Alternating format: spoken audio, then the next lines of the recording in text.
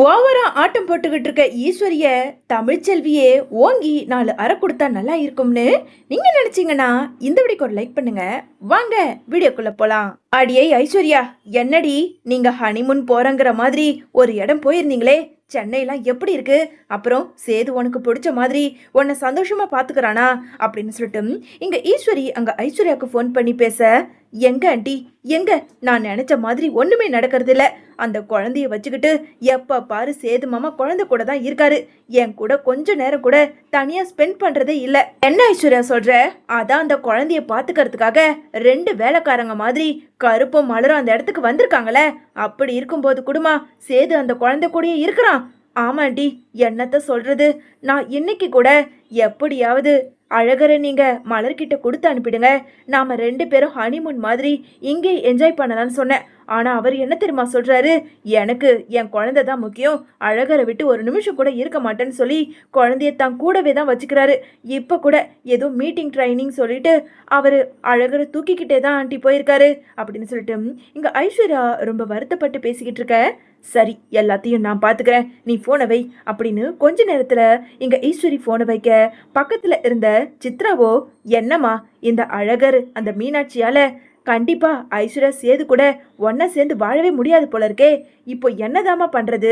எப்பா பாரு அவங்க 2 பேருக்குள்ள இந்த 2 குழந்தைங்களும் இடைஞ்சலாவே இருக்கே, என்னம்மா பண்ண போற? அதுக்கு தாண்டி சித்ரா ஒரு பெரிய திட்டம் போட்டு வச்சிருக்கேன். தமிழ்ச்செல்விக்கே தெரியாம தமிழ்ச்செல்வி வீட்டுக்கு போய் எப்படியாவது அழகற அவளுக்கு தெரியாம தூக்கிட்டு நாம இங்க வந்துடலாம்.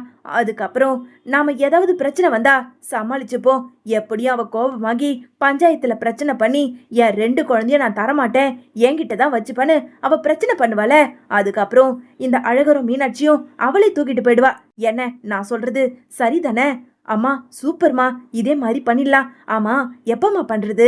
விடிஞ்சதும் அடுத்த வேலையை இது தாண்டி அப்படின்னு சொன்ன ஈஸ்வரி மறுநாள் எப்பவும் போல சித்ராவை அழைச்சுக்கிட்டு நேரா கார் எடுத்துக்கிட்டு தமிழ்ச்செல்வியோட வீட்டுக்கு வர, வீட்டுக்குள்ள யார் இருக்கிறது அப்படின்னு சொல்லிட்டு இங்க ஈஸ்வரி குரல் கொடுக்க தனு வெளியே வந்து, உள்ள வாங்க அப்படின்னு சொல்லிட்டு ஈஸ்வரியையும் சித்ராவையும் உள்ள கூட்டு போய் உட்கார வைக்க, அதே நேரம் அங்க இருந்த தனத்தை பார்த்து இங்க ஈஸ்வரி இருந்துகிட்டு, ஆமா உன் அக்கா தமிழ்ச்செல்வி அத்தெல்லாம் எங்க போனாங்க அப்படின்னு சொல்லிட்டு கேள்வி கேட்க, அது வந்து பக்கத்துல ஒரு வேலை விஷயமா போயிருக்காங்க, இன்னும் கொஞ்ச நேரத்துல வந்துருவாங்க.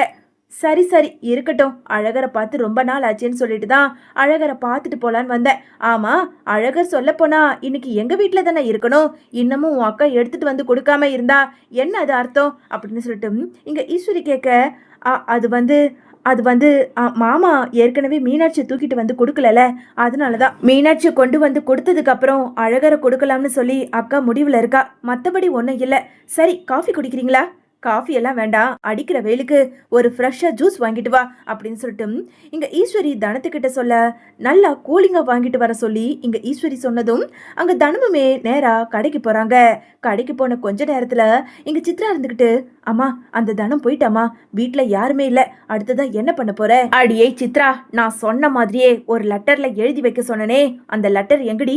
இதோ இதோ இருக்குமா அப்படின்னு சொல்லிட்டு இங்க சித்ரா அந்த லெட்டரை எடுத்து ஈஸ்வரி கிட்ட கொடுக்க, ஈஸ்வரியோ அந்த லெட்டரை எடுத்து அப்படியே அங்க கண்ணுக்கு தெரியற மாதிரி டேபிள் மேல வச்சுட்டு இங்க குழந்தைய அப்படியே தூக்கிக்கிட்டு ஈஸ்வரி, ஏய் சித்ரா சீக்கிரமா வா, போனதானும் சீக்கிரம் வந்துட போறா அப்படின்னு சொல்லிட்டு குழந்தை தூக்கிக்கிட்டு வேக வேகமா கார் எடுத்துக்கிட்டு இங்க ஈஸ்வரியும் சித்ராவும் வேக வேகமா போயிடுறாங்க.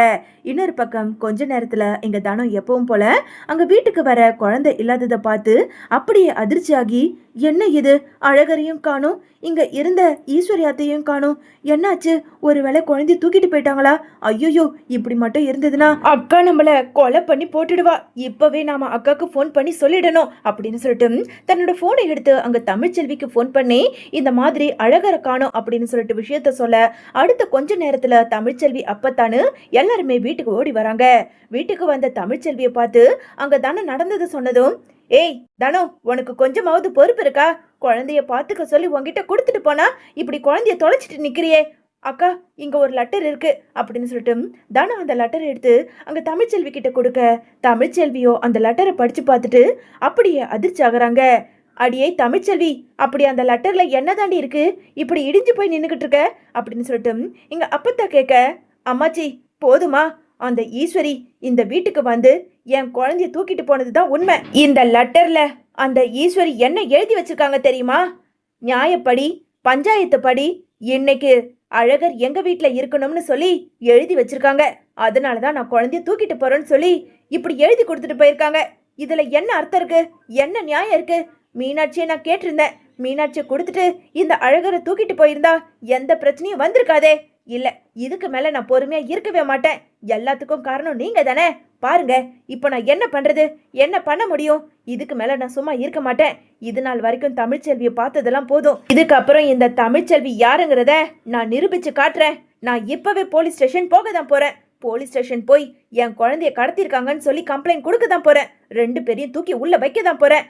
அதே மாதிரி இந்த உண்மை தெரிஞ்சு கண்டிப்பா உங்க பேரன் சேது ஏன் மீனாட்சியை தூக்கிட்டு வந்துதானே ஆகணும். அதுக்கப்புறம் நான் சட்டப்படி என் 2 குழந்தைங்களையும் நான் தான் வச்சுக்க போறேன். அவங்க கிட்ட கொடுக்கவே போறதில்ல.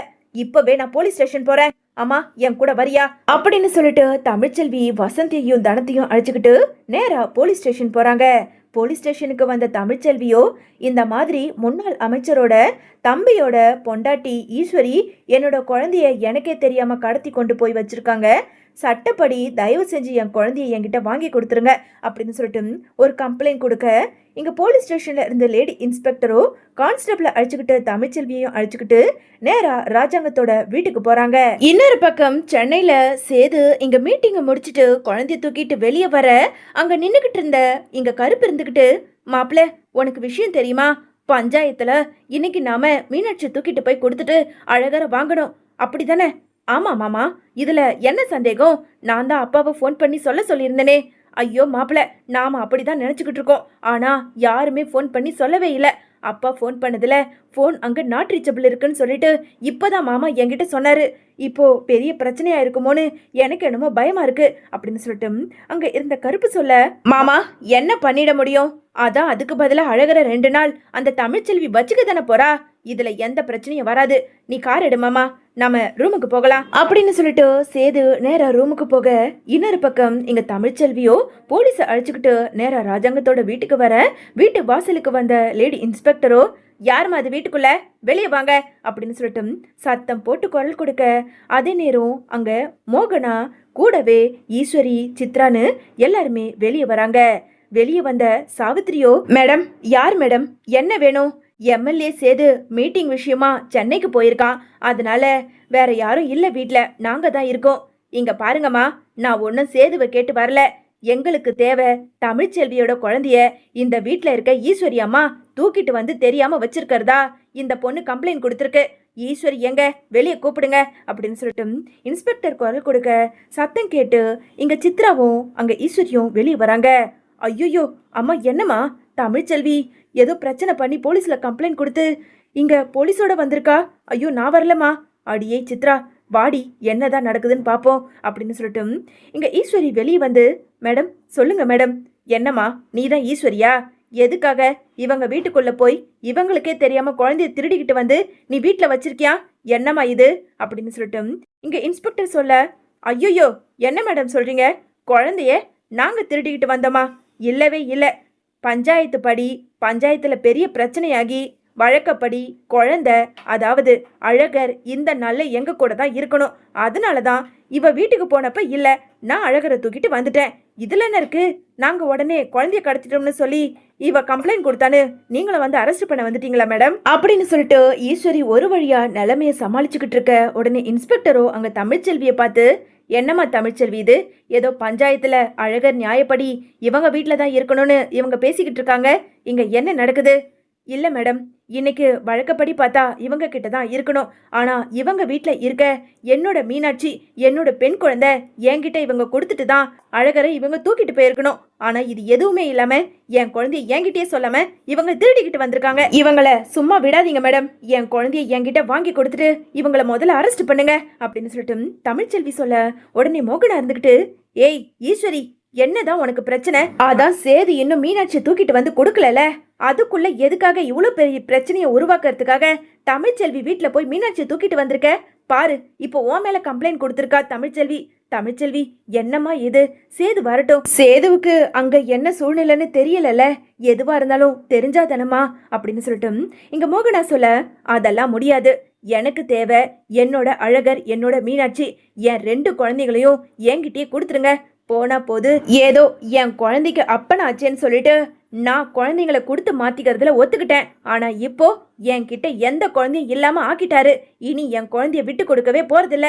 மேடம், முதல்ல என் அழகரை எப்படியாவது என்கிட்ட வாங்கி கொடுங்க. அதுக்கப்புறம் மீனாட்ச இவங்க கிட்ட இருந்து எப்படி வாங்கணும்னு எனக்கு தெரியும் அப்படின்னு தமிழ்ச்செல்வி சொல்ல, இங்க இன்ஸ்பெக்டரோ அங்க சித்ரா வச்சுக்கிட்டு இருந்த அழகரை வாங்கி அப்படியே தமிழ்ச்செல்வி கிட்ட கொடுக்க, தமிழ்ச்செல்வியோ அழகரை தூக்கிக்கிறாங்க. இன்னொரு பக்கம் இங்க இன்ஸ்பெக்டரோ, என்னம்மா குழந்தைய கொடுத்துட்டா உங்க மேல கொடுத்த கம்ப்ளைண்ட்லாம் வாபஸ் வாங்கிட்டதா அர்த்தமா? இவங்க கிட்ட சொல்லாம இவங்களுக்கே தெரியாம குழந்தைய தூக்கிட்டு போனீங்களே, எதுவா இருந்தாலும் போலீஸ் ஸ்டேஷனுக்கு நடங்க, அங்க வந்து பேசிக்கோங்க அப்படின்னு சொல்லிட்டு அங்க கான்ஸ்டபிள் கிட்ட, கான்ஸ்டபிள் இவங்க 2 பேரையும் அரெஸ்ட் பண்ணி அங்க ஸ்டேஷனுக்கு கூட்டிட்டு வாங்க அப்படின்னு சொல்ல, இங்க 2 பேரையும் அரெஸ்ட் பண்ணி நேரா போலீஸ் ஸ்டேஷனுக்கு கூட்டிட்டு போறாங்க. இன்னொரு பக்கம் இதை தெரிஞ்சுக்கிட்ட அங்க மோகனாவோ நேரா அங்க ராஜாங்கத்துக்கு ஃபோன் பண்ண, ராஜாங்கத்துக்கிட்ட இங்க வீட்டுல நடந்த எல்லாத்தையும் ஒண்ணு விடாம சொல்ல, ராஜாங்கத்துக்கு தலையில இடி விழுந்த மாதிரி ஆகுது.